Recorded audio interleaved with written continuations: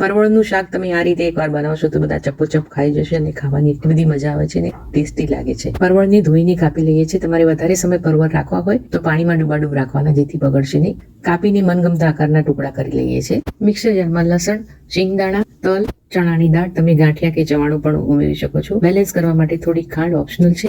આમચૂર powder, શેકેલા ધાણા અને વરિયાળી, મેથી મસાલો અને ડ્રમસ્ટિક પાવડર ઓપ્શનલ છે. હેલ્થ માટે સારો એટલે ઉમેરું છું. મરચું ઉમેરીને કરકરો પીસી લઈએ છીએ. એક પેનમાં જરૂર મુજબ તેલ ઉમેરી રાઈ, જીરું અને હિંગ ઉમેરી દઈએ છીએ. તતડે એટલે શાક ઉમેરી હળદર, મીઠું અને સંચળ પાવડર ઉમેરી દઈએ છીએ. હલાવીને મિક્સ કરી થોડા શિંગદાણા ઉમેરીએ છીએ. તમે કાજુ પણ ઉમેરી શકો છો. ઢાંકણું ઢાંકણી ઉપર પાણી ઉમેરીને 10 મિનિટ ધીરા તાપે થવા દઈએ છીએ. વચ્ચે હલાવવાનું છે, ચેક કરી લેવાનું. એકદમ નરમ થઈ ગયા છે. ત્યારબાદ તેમાં તૈયાર કરેલો મસાલો ઉમેરી દઈએ છીએ. થોડુંક પાણી છાંટી શાકને લચકાદાર કરી દઈએ છીએ તો આ શાક તૈયાર છે. મસાલાના તમે ફ્રીજમાં 3 મહિના સુધી સ્ટોર પણ કરી શકો છો. રોટલી ભાખરી સાથે ચપ્પોચપ ખવાઈ જશે અને આ બહુ જ સરસ ટેસ્ટી થાય છે. કોઈ વાર ટ્રાય કરજો. Thank you.